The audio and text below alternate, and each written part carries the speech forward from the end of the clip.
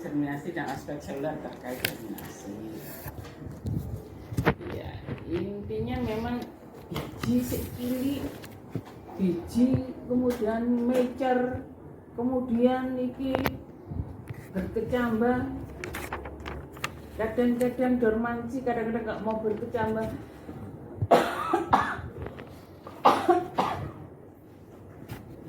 Berarti germinasi. Nah, ini masalah germinasi. Dan ini adalah bijinya Arabidopsis thaliana. Saya udah dulu. Padahal Arabidopsisnya segini, bijinya segini, wes. Ini luar biasa yang ini. Yang ngambil fotonya. Jadi pada biji yang masak, biji yang dewasa, mature dewasa, secara sanasa uraikan. Ini pada biji yang dewasa itu embrionya dehidrat, artinya embrio. Kira-kira menurut kamu dehidratnya gimana maksudnya?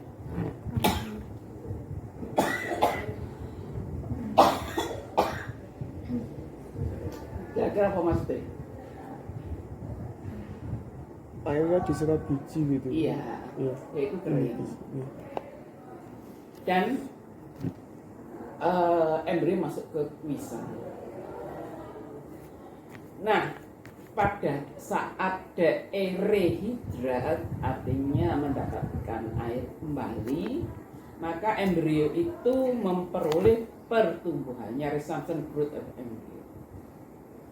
Dan itu ada proses dari mature, jadi biji dewasa, ke germinate. Dan germinate-nya di sini ditandai dengan protrusion atau keluarnya radikula. Nah, germinate itu meliputi semua kejadian yang berlangsung between antara start inhibition of dry seed and emerge of embryo.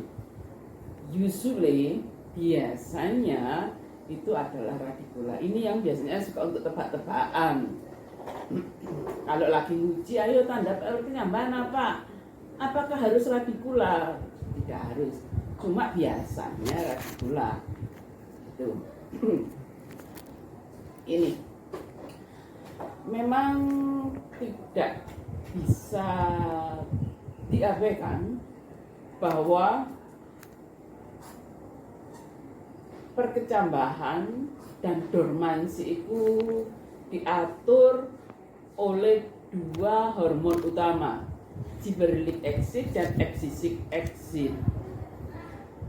Kita lihat di sini, abscisic acid dan gibberellic acid itu dipengaruhi oleh lingkungan. Pada saat lingkungan tidak menguntungkan, maka dormansi yang diinduksi. Pada saat lingkungan menguntungkan, germinasi diinduksi dengan menterminasi dormansi.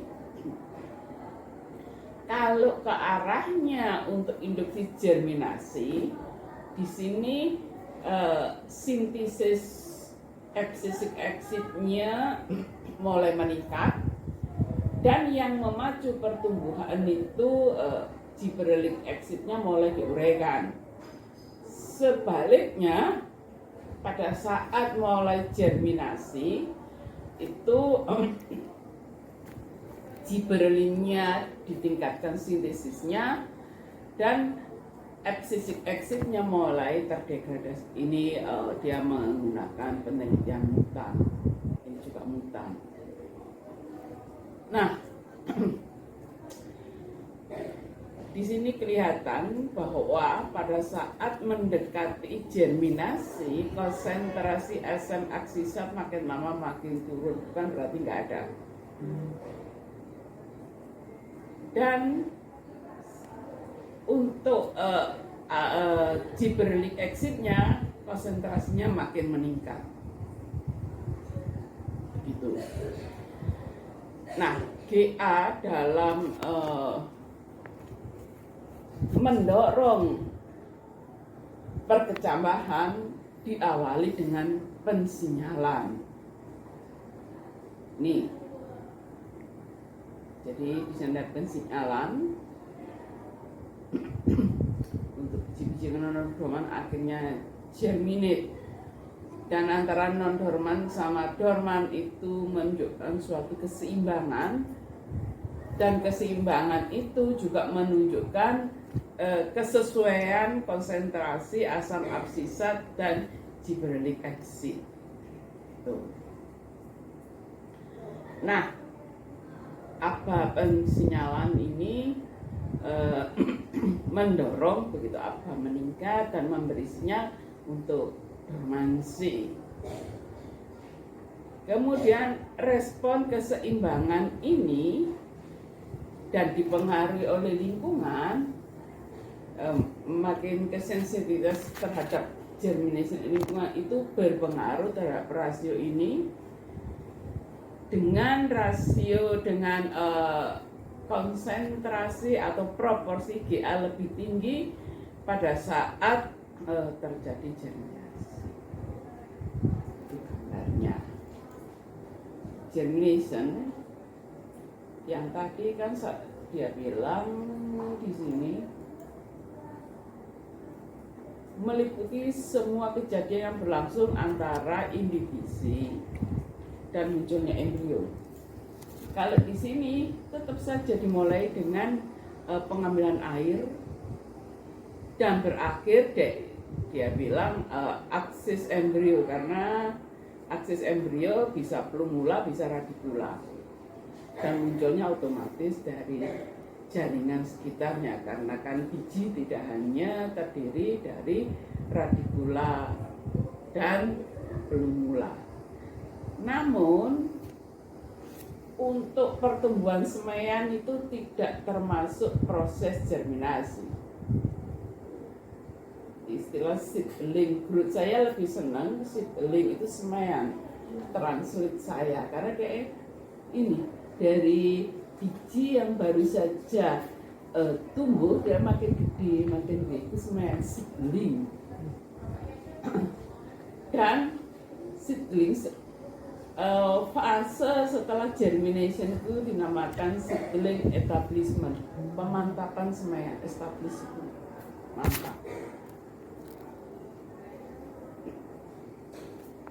Nah, beberapa hal faktor lingkungan yang utama mempengaruhi germination itu water demikian urgennya. Walaupun ini convenience, enak begitu, temperature tidak terlalu ekstrim, ketersediaan oksigen cukup, cahaya cukup, nitrat di sini maksudnya ya baik dalam quality maupun kuantiti itu cukup, tapi kalau tanpa air tidak bisa germinate, karena germinasi water ini diimbibe atau disedot sama jaringan itu nantinya digunakan untuk mendorong sintesis enzim hidrolitik, di mana enzim hidrolitik itu akan menghidrolisis atau menguraikan cadangan makanan, dan hasil penguraiannya itu digunakan untuk pertumbuhan aksis embrio. Pertumbuhannya bisa berupa ATP, bisa berupa si skeleton atau rangka karbon. Paling esensial adalah air. Nah,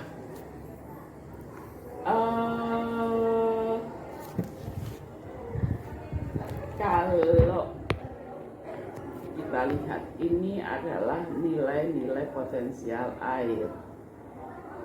Germination memang selalu dinyatakan dengan persentif. Dan potensial air murni dinyatakan 0.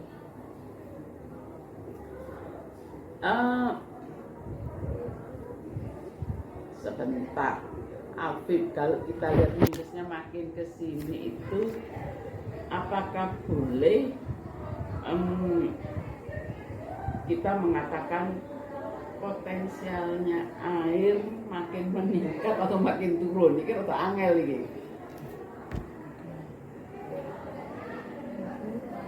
Semakin meningkat. Rada angel ini. Semakin meningkat ya. Kalau saya lebih senang kalau seperti ini menunjukkan bahwa makin negatif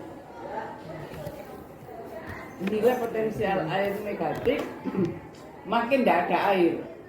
Nah sebenarnya kalau makin nggak ada air itu potensialnya makin meningkat, makin nggak ada air kan ini maksudnya. Nah kita lihat 1,0 megapascal ini kan perkecam kan banyu kok lah iki lho. Kemudian yang ini yang warna apa warna ini jenenge? Warna arek muda sing ungu iki. Magenta. Magenta. Ono neh. Selain magenta. Biasanya untuk menunjukkan warna kodong-kodong sing jengek ngene iki lho. Wis warna itu. Nah, kemudian kita lihat pada saat 0,1 sedikit negatif, berarti masih banyak airnya. Maka, loh, iki ono aku kurang bawa naik ya. Dalam langkah. Oh,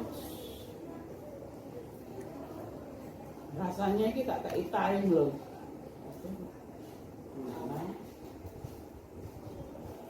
Sini yang tak kasih ini time-nya saya typing sendiri. Di sini. Jadi kalau ini 24 jam sudah tinggi. Walau kalau ini tuh untuk mencapai sekitar 80% itu 96 jam, petang puluh tambah 40. Lagi petang dino ini, ya. Iki pada saat yang hitam. Jadi makin kering agak lama. Hubungan antara air jadi imbibisinya. Kemudian ini di buku-buku tentang biji, di buku-buku tentang fisiologi, semua menyatakan sama. 3 fase perkecambahan terkait penyerapan air, ada fase 1, fase 2, fase 3, itu sama di mana-mana. Ya tinggal lihat aja gambarnya putih, biru, kuning, terserah. Ini ngambil airnya cepat. Kemudian ngambil airnya itu dibilang stagnan, setelah cepat terus stasioner. Dan di sini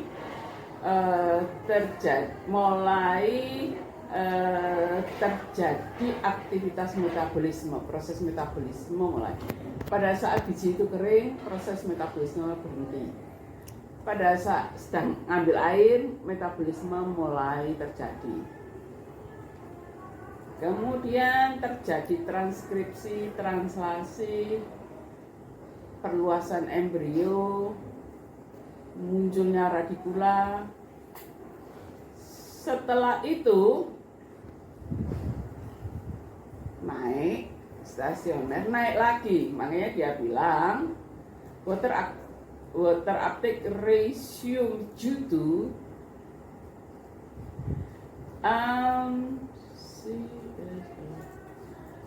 orang biasanya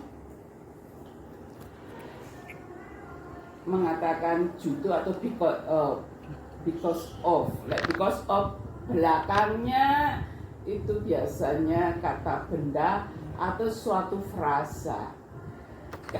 Dinamakan frasa kalau itu berupa keterangan-keterangan, tidak ada subjek predikat objek. Itu katanya TOEFL, kalau saya baca TOEFL gitu. Ini kan cuma seedling growth, store food reserve of the seed. Ini baru ini. Ini adalah sentence karena di sini ada to be-nya, kemudian keterangannya fully mobilized. Ya, oke. Penurunan di potensial air. Berarti kalau penurunan, ya, kamu lihat penurunan potensial, makin basah, potensial air turun. Makin basah, potensial air turun. Berarti makin tidak negatif. Nah, berarti kalau makin negatif, potensial air naik. Ini rada-rada repot. Makin negatif, potensial air naik. Dan ini semen mulai tumbuh, stor cadangan makanan dan dari biji itu dimobilize. Gambarnya kayak begini, di mana-mana sama gambarnya kayak begini. Oke, fase 1, fase 2, fase 3. Ini perkecambahan, ini post germination. Ini inhibisi. Kemudian setelah inhibisi ini seed and seedling water content ya. Kemudian di sini respirasi, mitochondrial repair and multiplication, berarti mitokondrianya mengalami penggandaan. Fit, kenapa mitokondrianya bisa multiplication?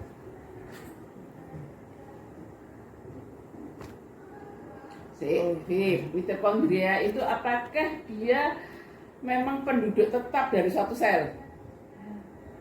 Iya. Ora, menurut historinya dia adalah endosimbion bakteri purba, makanya dia punya DNA sendiri. Makanya di sini dia mengalami multiplikasi. Kan gitu pelajaran biosel, kloroplas dan mitokondria adalah endosimbion bakteri purba. Dua organel itu yang punya own DNA, ya. Kemudian di sini mulai kering agak basah, ada perbaikan DNA rusak diperbaiki. Makin basah ada DNA sintesis. Menuju fase 2, pada saat airnya mendekati stasioner begini, di sini terjadi translasi dan degradasi DNA yang tersimpan. Pada saat kering DNA-nya tersimpan, yang tersimpan itu teruraikan, dan di sini terjadi translasi. Kemudian di sini kalau kita bicara RNA ini, mohon maaf, kalau kita bicara asam nukleat, maka di sini ada pembelahan sel. Pembelahan sel berarti di sini ada fase mitosis, tapi mitosis merupakan bagian dari siklus sel. Dulu siklus sel terdiri dari apa saja? Cell cycle. Ada berapa fase? Yang G1, M2 itu ya Bu. Ono M2, S ya. G1, S, G2. terus Terus 4 fase. iya, biar nggak memori. Ayo, wis. Ayo cell cycle, ayo. Ono piro? Ono M loro, M telu no. Ya. M. Ayo lu, buka memori mulu. Ada fase G1. Iya, gitu. Kemudian ada fase S, sintesis DNA. Kemudian ada fase G2. Kemudian ada fase M. Kemudian yang interfase itu yang mana? Di M itu maksudnya.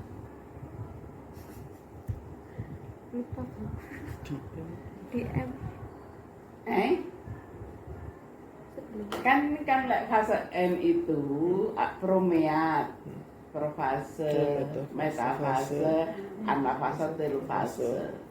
Kemudian ada interfase. DS. Terus apa nih? Ya G1, S, G2 itu adalah interface. Lama saya gak ngajar karena Pak Ivan prefer ngajar itu. Kalau dulu ya.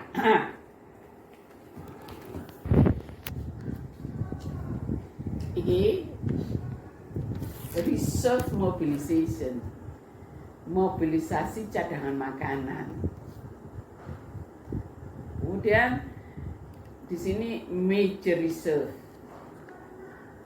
Nah, coba perhatikan, radicular emerge due to because of cell expansion.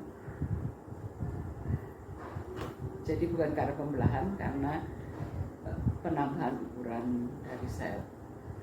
Iki kemudian reserve mobilization in storage tissue kemudian seedling growth. Nah, ini adalah sequence-nya karena kan nggak bisa mulai dari sini, mesti ada awalannya. Ada phase 1 ini terkait dengan serapan airnya cepat, melambat, cepat lagi. Ini itu arti ini. Ini kadang-kadang dikatakan sebagai fase lag. Nah, ini buktinya bahwa tadi ada sintesis RNA, DNA repair, kemudian ada sintesis translation degradation ini. Jadi ini diwarnai pakai immunohisto. Sekarang yang nggak pernah dicalnya Yohana, nanti Lulu Mary. Yohana, rangka sel itu ada berapa?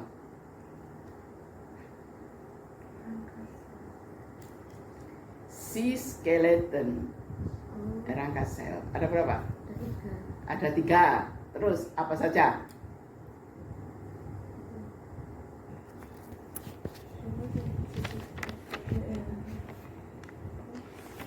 Ada filamen intermediat, ada mikrofilamen, kemudian ada tubuli. Nah, iki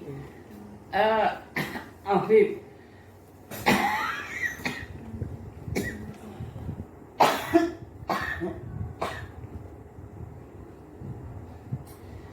monomer dari tubulin apa?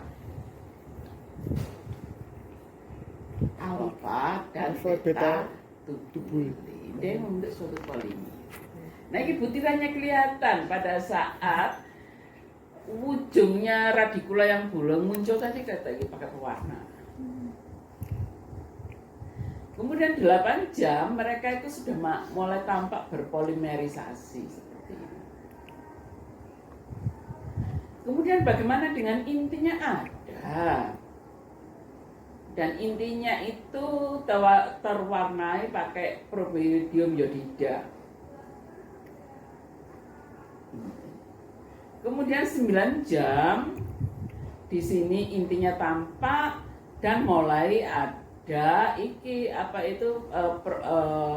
sintesis DNA. Ini diwarnai dengan bromixide oxyuridine. Kalau saya dulu untuk melihat intinya itu mati karena program cell death, saya pakai ada reaksi immunohisto. Saya menguji pakai tunnel assay. Itu keto. Kemudian untuk melihat Saya tidak menggunakan ini Probidium iodida untuk mewarnai inti, tapi saya pakai dapi, jadi kelihatan biru intinya. Kita itu kalau titip itu harus dikontrol. Saya dulu titip dapi itu 1 cup kecil ini ke labnya Pak Rifai, terus nggak saya kontrol, tak pikir harus titip sama sejahtera -20.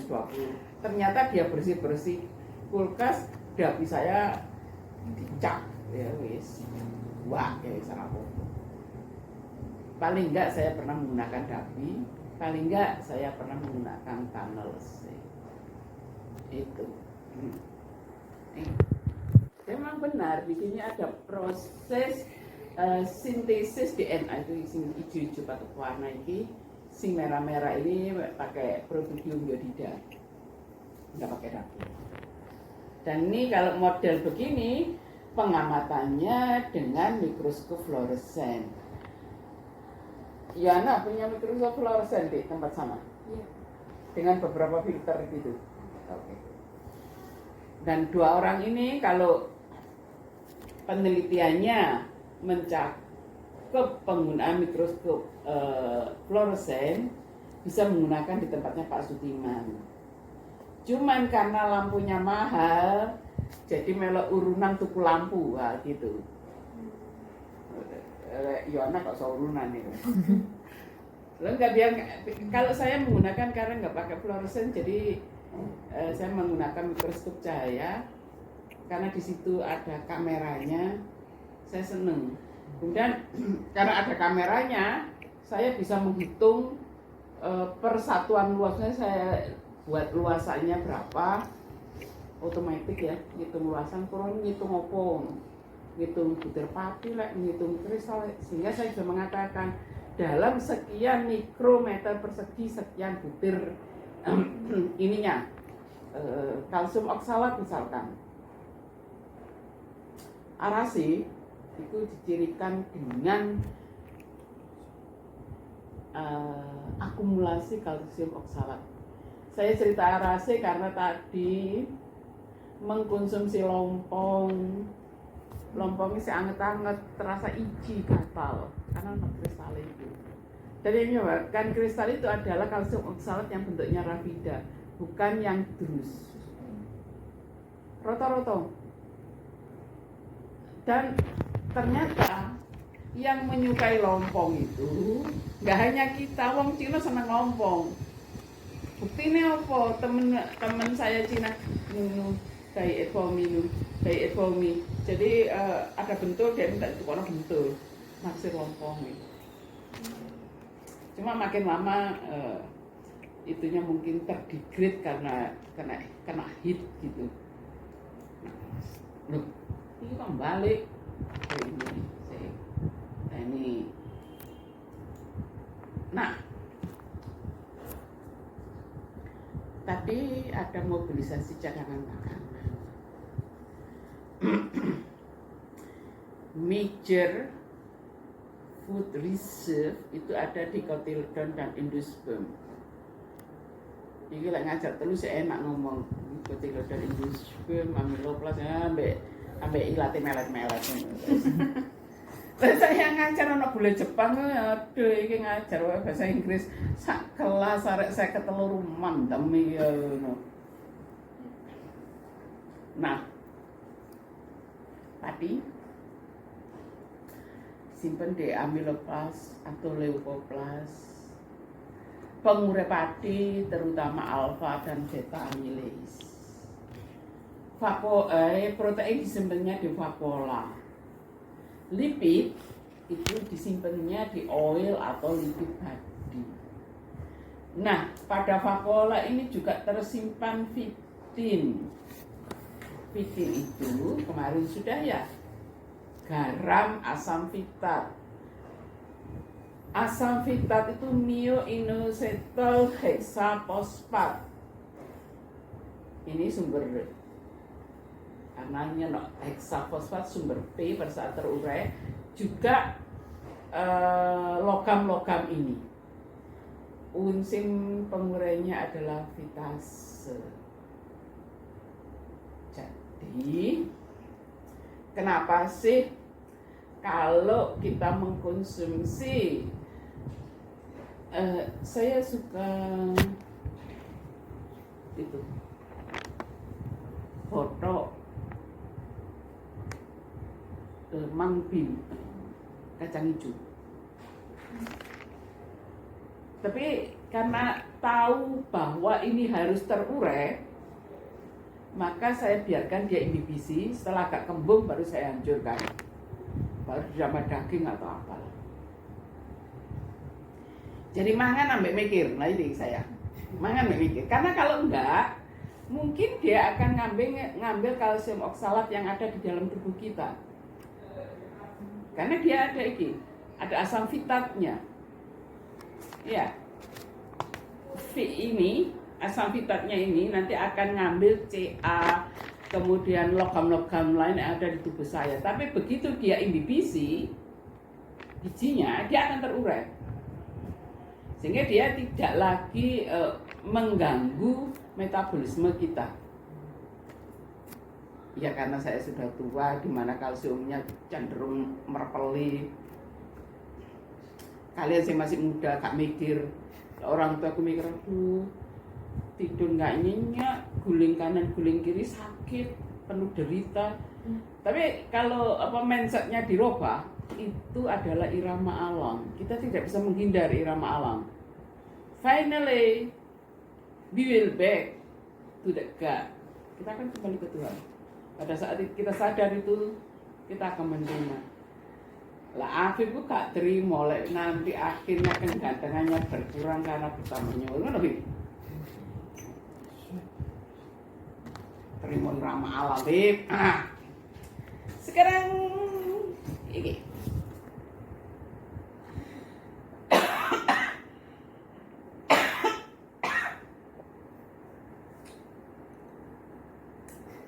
Duh, kok lali aku butuh kursus online ini. Sampai tanggal apa teh? Saya tanggal 1 semprit aku mbek ditinggal lali semprit. Alpha amylase iki ngetoknya di ikatan 16 itu percabangan. Iki gak elok. Karena tadi untuk menguraikan pati itu ada 2 macam. Amilus dan amilopektin. Jadi ono cabang-cabangnya gini adalah amilopektin. Diketok-ketok, dan dia dinamakan endoamilase karena ketoknya di dalam. Diketok tak jadi kayak gini. Di cabangnya kayak gini. Ya. Ketoknya di ikatan 14 dan ini adalah glukos. Glukos monosakarida. Dan untuk membentuk pati itu monomernya adalah glukosa alfa.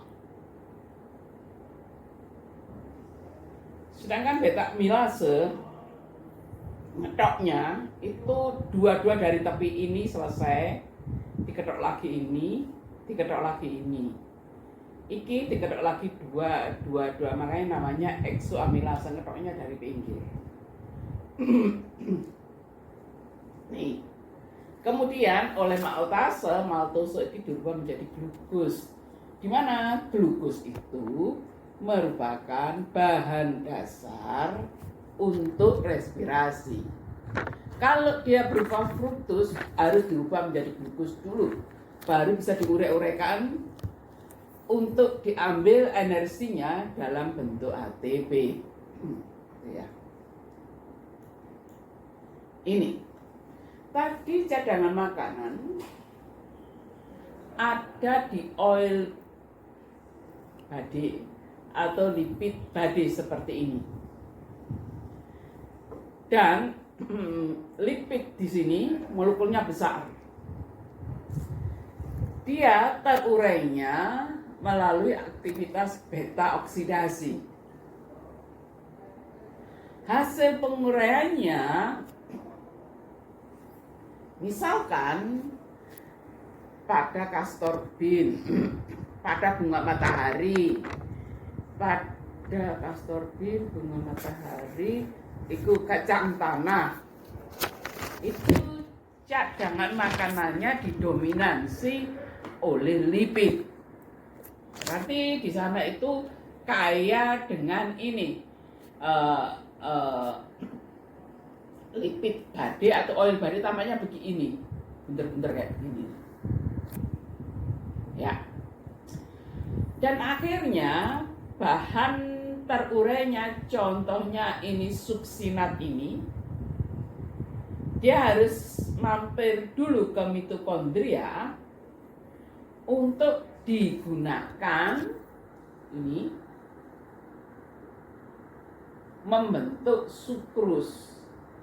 Sukrusnya ditranslokasikan ke daerah pertumbuhan. Sukrus adalah gula non-reduksi. Kalau kita gulanya yang jalan-jalan di sepanjang pembuluh darah kita adalah glukos. Tapi untuk tumbuh-tumbuhan mainly, tidak absolutely ini. Absolutely berarti nggak ada lainnya. Ada sukrus. Padahal lainnya karbohidrat bisa dalam bentuk statius, raffinus, dan vertacus. Itu yang bisa jalan-jalan, lainnya enggak. Nih, yang model beginian ini tidak diomong-omongkan pada textbook yang membahas sheet-nya lebih ke arah applicable. Seperti tugas kalian kemarin, bagaimana pengaruh mother plant yang dipengaruhi environment itu dari kacamata orang agronomi. Kalau dilihat dari caranya nulis, dia betul-betul orang agronomi. Ya, di sini kalau ndelok melungker ini adalah kleoptil. Kleoptil dimiliki oleh tanaman golongannya gramine. Apaan itu? Misalnya simis, Auvena sativa, kemudian ada barley, kemudian ada sorghum. Tapi saya kacang jali-jali itu apa ya bahasa Inggrisnya? Kamu kacang jali-jali itu. Ini butirannya putih. Kalau saya dulu saya buat kalung, saya tusuk-tusuk jadi kalung. Saya kalau ngomong jali-jali. Pada saat saya belajar biji begini baru menyadari bahwa yang saya buat kalung tuh banyak cadangan makanan, tapi memang bagus untuk buat kalung. Gitu. Nah, saya senang melihat ini karena mengingatkan saya S2 seperti para peserta yang ngajariku Pak Hari Hartiko. Materinya itu diambil dari Plant Physiology, dari bukunya Leopold and Griedemann. Bagus dia ngajarnya. Dan di buku Leopold dan Griedemann itu ditunjukkan seberapa besar sumbangan ini embrio untuk perkecambahan. Percobaannya dengan membelah begini, tanpa embrio dan banyak embrio. Teringat. Kemudian saya mendapatkan gambar ini, saya senang sambil mengingat masa lalu. Bib, kamu itu lelaki, pasanganmu perempuan. Kamu harus care dengan pasanganmu. Aku cerita ini, teringat Pak Hari Hartiko itu. Pak Hari Hartiko itu perutnya sipek, tinggi. Aku belok perut sipek kan. Dia sekolah pola negeri, tapi dia kurang care terhadap istrinya. Dia senangannya menabur pesona ke perempuan-perempuan karena merasa ganteng. Kamu gak oleh. Terus akhirnya istrinya aku cemburu. Kalau Pak Haryanti kok ngajar, dia itu lungguh ning ngarepe kelas ini. Karena dia merasa suaminya itu seolah-olah mau direbut oleh perempuan. Jadi dia tidak bisa meyakinkan ke istrinya bahwa saya itu tidak akan pernah berpaling dari kamu. Sehingga istrinya kerotok gini. Stres. Saya cuma tidak dapat informasi apakah istrinya itu dulunya sarjana atau enggak. Yang jelas kan Pak Haryanti akhirnya kan sekolah ke luar negeri sampai dapat PhD. Itu dan isu itu tersebar di antara mahasiswa semuanya itu. Oh iya, nyanyi kayak keleleng ngene iki. Aja saya iling Afif, mahasiswa itu satu-satunya yang laki-laki. Ojo ngono. Perempuannya diyakinkan bahwa kepasanganmu, you are only the one. Itu luar biasa. Mantramu itu. Laki-laki harus kayak mantra, Bib. Kenapa? Ya Afif itu. Aduh, umurnya saya piro. Paling gak sampai selawe. Ya, Bib. Masih dua-dua. Nah iya gak sampai selawe, bener kan? Kayak anakku. Anakku semua piro, no. Makanya kamu tak kandani. Iku lho gak enak aku ngajar. Sometimes being teacher, sometimes being mama iki. Being cowok terus iya.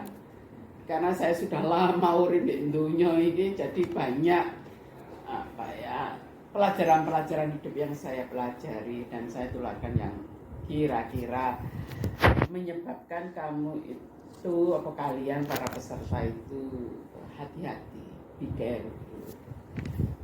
Kayak cerita ini ya. Saya suka Michael Jackson, sukanya kalau dia menari itu bagus banget, lentur. Satu lagunya mengatakan begini, kalau seseorang itu terus berbohong, maksudnya lihat di TV bohong, akhirnya diyakini kebohongan itu sebagai kebenaran. Anak lagunya. Jadi kalau kebohongan selalu ditiupkan, akhirnya menjadi kebenaran. Dan itu ciptaan untuk orang perempuan. Dia bilang senang, saya padahal nggak suka. Lagunya apa kau bikin? Saya kalau lagi bikin PowerPoint gini, kalau udah ngantuk mesti nyetel musik, suka saya. Cakrakan, kuno gitu suka. Bahkan yang namanya Ariel Noah itu saya nggak bisa niru suara muda. Suka sih. Kayak betul-betul seorang artisnya create the song itu dia compose the song itu tidak mudah gitu loh. Nah ini contoh semua. Ini sintesisnya ini embrio dan dilepaskannya ke stake Indonesia fire iki ya fire scutellum di sebab scutellum 1, 2 nah gibberellin berdifusi ke alveolar layer. Saya lihat ini dan saya sudah menyatakan berkali-kali, cuman saya nggak ngeh aja bahwa saya harus menyimpannya khusus bisa ngelupas ini. Alveolar layernya ini yang terkenal dia ada di ini sorghum atau barley, tapi ini rice enggak. Rice itu apa?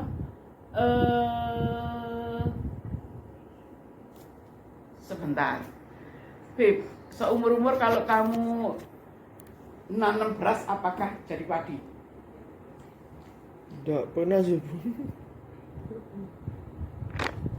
Dulu barangkali nanam beras dari padi, no?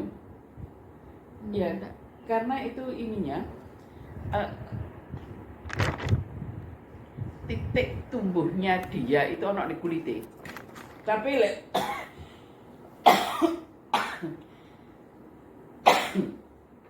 tapi kalau ini gandum gandum atau terigu, itu bijinya itu kalau ditanam itu bisa tumbuh. Kok gitu? Ya aku biar pun nanoan untuk percobaan. Hah? Ya. Oke. Ini aleuron. Kemudian di aleuron itu menginduksi untuk sintesis dan mensekresi alfa amilase dan enzim-enzim hidrolitik lainnya ke endosperm. Endosperm sendiri terdiri dari starchy endosperm iki sak gini nih. Itulah ada endosperm. Dia terdiri starchy endosperm dan lapisan aleuron. Kemudian nomor 4, starchy dan makromolekul di broken to small molecule. Kemudian dari sini nomor 5, iki diserap oleh skutelum dan digunakan untuk pertumbuhan to growing embryo. Jadi untuk ini lapisan aleuron ini mensintesis dan merilis hidrolitik enzim bentuknya kayak begini. Terus nih tadi alfa amilase adanya di lapisan aleuron dan alfa amilase adalah suatu protein fungsional. Protein ada yang struktural, ada protein fungsional. Struktural misalnya kuku kita, rambut kita itu struktur. Fungsi adalah protein yang jadi enzim. Jadi enzim sesungguhnya adalah protein. Karena dia protein berarti neuron yang terekspos atau terpapar gibberellin. Ini kayak gini, saya belajar gini nih, membuat gambar, dilihatkan secara utuh, lalu dibagi seperti saya menjelaskan fotorespirasi karena melibatkan 3 organel. Walaupun saya buat penuh gini tetap aja nggak ketok. Akhirnya saya partisi tampak seperti ini. Kalau dipartisi begini tampak. Ini GA1 yang memproduksi adalah embrio. Embrio dalam hal ini aksis embrio itu mesti ono reseptori. Ini reseptornya saya nulisnya GID1. Kalau kita nggak teliti namanya GD, tapi adalah GID1. Nah, segini adalah satu sel aleuron. Namanya sel mesti ono intine. Karena yang dibutuhkan inti digambari sing gede. Padahal di kene ono retikulum endoplasma, ono ribosom, ono skeleton, ngajar apa ya? Oh, kan ngajar yang kemarin bahwa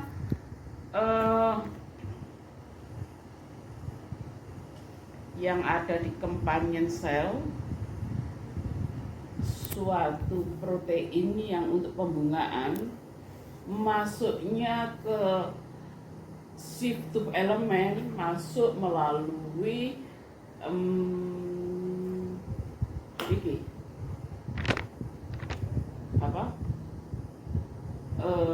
RE halus. Kan kemarin kamu nulis di situ yang diperlukan intinya. Iki nomor 1, nomor 2.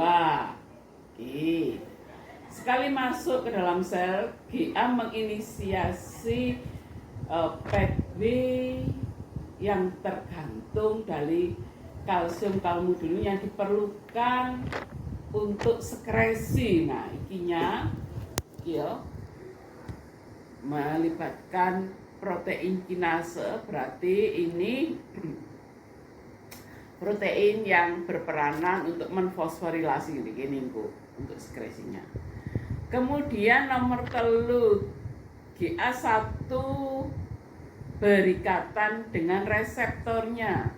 Kemarin kita juga bicara tentang reseptor, kebetulan fotoreseptor, dan para peserta sudah banyak berbicara tentang fotoreseptor. Kali ini reseptor berarti penerima. Berarti kita bisa mengatakan reseptor dari asam absisat ada di dalam inti. Karena selama ini di inti itu seolah-olah hanya terjadi transkripsi dan translasi, padahal di sini ada juga pengikatan atau penerimaan. Kemudian iki tergantung pengikatan GA1 itu mengalami konformasi yang memfasilitasi pengikatan dengan DELA represor. Ini DELA-nya. Jadi ini setelah mengikat G1 ini mengalami perubahan atau konformasi. Karena dia berubah strukturnya, conformation-nya, dia bisa berikatan dengan DELA. Ini nomor 4. Nah, sekali DELA itu berikatan dengan GA1 git kompleks. Nah, di sini ada ubiquitasi untuk DELA protein. Nah, ingatkan kalau suatu senyawa itu ada ubiquitasinya, berarti senyawa itu target untuk didegradasi menggunakan proteasum. Targetnya diubiquitasi ono terdegradasi. Ini nomor 6. Polyubiquinated DELA protein degradasi ke proteasum 26S. Nah, sekarang iki DELA di sini adalah represor protein. DELA ini ya, represor protein itu harus ini protein represor. Oke. DELA protein ini harus hilang gitu. Makanya dia bilang di sini once DELA protein itu degraded, transcription-nya itu diaktifkan. Nah, GA mid B ditunjukkan dalam model ini pada awal ini. Jadi diaktifkan untuk ini terjadi transkripsi. Kalau ini gen adalah potongan DNA. Gen potongan DNA. Dan dia bisa disalin untuk membentuk mRNA. Transcription and processing akhirnya menghasilkan mRNA GA-MIB. Ini suatu protein regulator. Jadi satu. Nah, di sini sudah terjadi terus dikeluarkan ke sitosol. Nah, ini lucu, dari sini nggak langsung ke sini, keluar dulu baru dimasukkan ke sini. Ini adalah daerah promoter.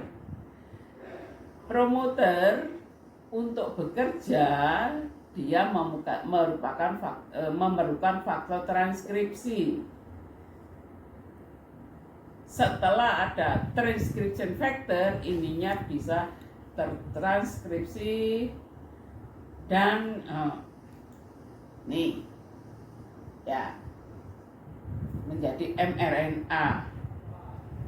Kemudian ini dimasukkan ke ribosom kasar, diproses melalui aparatus Golgi songo. Kalian mesti minta 8 langsung songo. Ya. Iki songo 10. amilase dan enzim-enzim hidrolitik lainnya disintesis di RE kasar, diproses melalui aparatus Golgi, kemudian dikirim dalam bentuk vesikula. Protein dulu pada saat berbicara transport melalui membran, ada kotransport, kemudian ada kotransport atau simport, kemudian ada antiport. Ingat nggak? Transport melalui membran, ko dan anti. Saya kira akan apa baik. Kotransport gimana, Bi? Kotransport itu ada transport apa ya, yang semacam membantu anunya Bu, apa sinyalnya untuk pindah ke apa, untuk menuju tujuan. Sebentar, kotransport itu arah transportnya bagaimana? Satu arah kan? Iya. Iya. Jadi kotransport itu transport dua molekul yang arahnya sama. Antiport transport molekul yang transport dua molekul arahnya berbeda. Satunya misalnya masuk, satunya keluar. Itu antiport. Kotransport sama dengan simport. Yang satunya antiport. Nah, pada saat kita berbicara transport, itu kan per molekul. Tapi transportnya juga berupa bulk. Bulk itu banyak. Bulk itu bisa berupa endositosis, bisa berupa eksositosis. Ingat gak? Pada saat kita bicara membran, tentu akhirnya juga diikuti bicara transport. Pada saat bicara transport pasif dan transport aktif. Itu kalau dilihat dari segi energinya. Kalau dilihat barang yang ditransport, dalam hal ini arahnya bisa simport, bisa antiport. Tapi kalau yang ditransport sak kampung dalam bulk, itu bisa endositosis, bisa eksositosis. Ngono kan pelajaran transportnya. Oke. Dari gambarnya ini kelihatan kalau alfa amilase adalah protein, berarti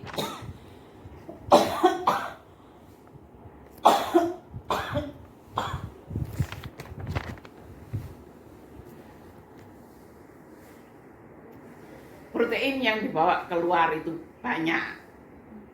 Plak ini. Ya, eksositosis ini. Protein diskresikan dengan eksositosis. Dan sekresinya itu didorong oleh jalur kalsium kalmodulin dependent pathway. Didorong oleh suatu jalur yang tergantung dari kalsium kalmodulin tag. Itu kan dorongnya tadi. Sini. Ya seneng aja lah ini. Tapi yang ini ndak ono di bukunya disuruh. Sekarang respiration. Respirasi itu dimulai dari sitosol, kemudian dilakukan di organel yang namanya mitokondria. Di sitosol terkenal dengan istilah glikolitik, artinya lisis dari glukosa. Nah, tidak ada yang namanya fruktolitik, nggak ada. Lisis dari fruktosa nggak ada. Nah, di dalam sel tumbuhan tadi sudah saya sebutkan, mainly karbohidrat itu ditranslokasi dalam bentuk sukrus. Sukrus juga dimasukkan ke sel untuk diambil energinya. Mengambilnya energi melalui aktivitas seluler. Tapi sukrus di sini harus diuraikan.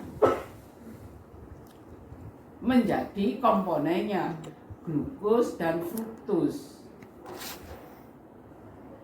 Yang diuraikan terlebih dahulu adalah glukos. Setelah glukos nggak ada, fruktos berubah menjadi glukos. Karena itu namanya glikolisis. Kemudian akhir dari glikolisis itu bisa berupa asam pirufat atau berupa malat.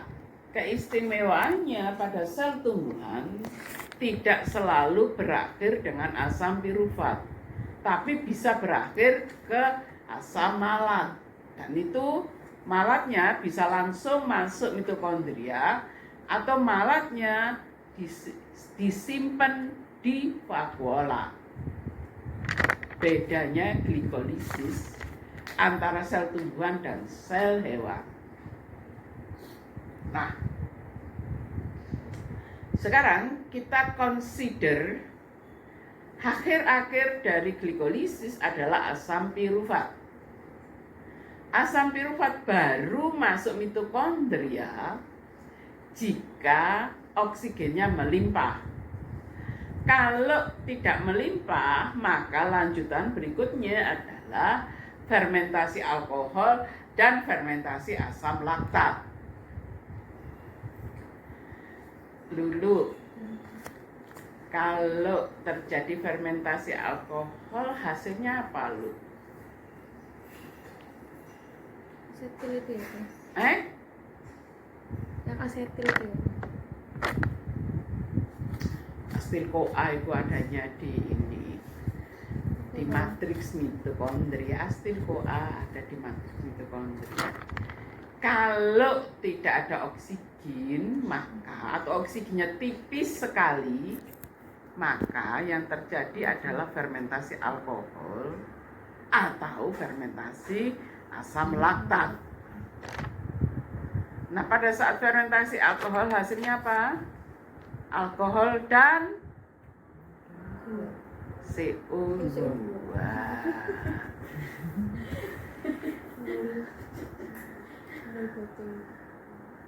Ya karena apa?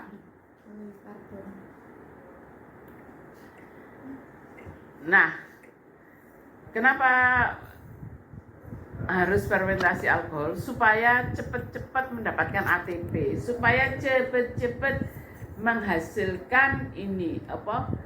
Koenzim NAD+. Kalau NAD+ tidak ada, maka glikolisis stop. Itu ya. Oke, dari respirasi selama inhibition germinasi, perkembangan mitokondria dan oksidatif fosfat, respirasi di bawah oksigen rendah. Nih. Selama imbibition dan germination iki time imbibition. Jadi pada saat dikum banyu 15 jam, 30 jam, sampai 120 jam. Kemudian ini NADH-nya berapa? Oxidase per mili. Ini alkohol dehidrogenase. Kan asam pirufat itu sini telu. Terus diambil 1C oleh alkohol dehidrogenase. Kemudian baru aldehidnya tadi yang cuma dua tadi diubah menjadi etanol. Jadi yang penting ini adalah enzim alkohol dehidrogenase. Mula-mula tinggi. Kenapa tinggi? Kelelep banyu. Kelelep banyu oksigennya mek titik. Lah iki makanya tulisannya oksigennya mek titik ngene. Lama-lama oksigennya naik.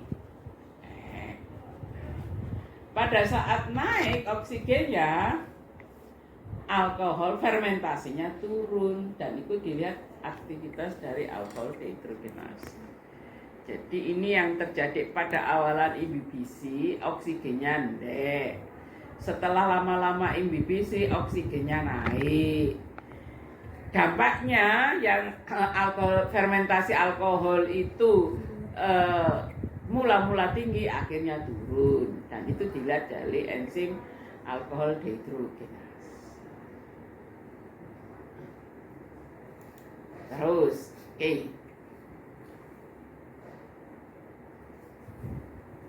Ada pola perkembangan mitokondria pada biji yang ngemut banyu inhibisi. Repair, perbaikan, aktivasi organel yang sudah ada sebelumnya di dalam mature dry seed. Ini contohnya pada Picotildon, ya, itu kita lihat sebelum lainnya. Kemudian ada produksi new mitokondria, ini pada pinat dan ini senyawa lain yang cadangan makanannya berupa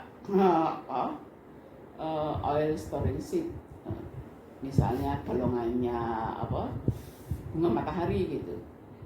Nah itu begini. Nah ya, seed menunjukkan repair atau biogenesis mitokondria di dalam jaringan penyimpannya mengikuti atau setelah inhibisi terkait dengan cadangan makanan non protein di repair dan aktivasi, dibaiki dan diaktifkan fenomen ini. Kemudian yang ini disintesis, iya, repair dan biogenesis atau biogenesis pembentukan okra, pumpkin, cucumber, castor bean, peanut. Okra itu, ayo kamu rulu apa okra itu? Okra. Ya, itu loh lagi finger. Kamu kalau ke ini, ya Anita tahu lagi finger? Okra. Ya okra. Iya. Iki buaji kalau okra ini ke asli tanaman Timur Tengah, tapi sekarang banyak di supermarket. Kemudian okra itu kalau tidak salah digodok, kemudian airnya dikonsum itu untuk kesehatan, tapi saya lupa. Dan itu lagi finger. Ya memang bentuknya Lincing. iya, lincing. Ero deh les ngene. Ini baru browsing. Oh.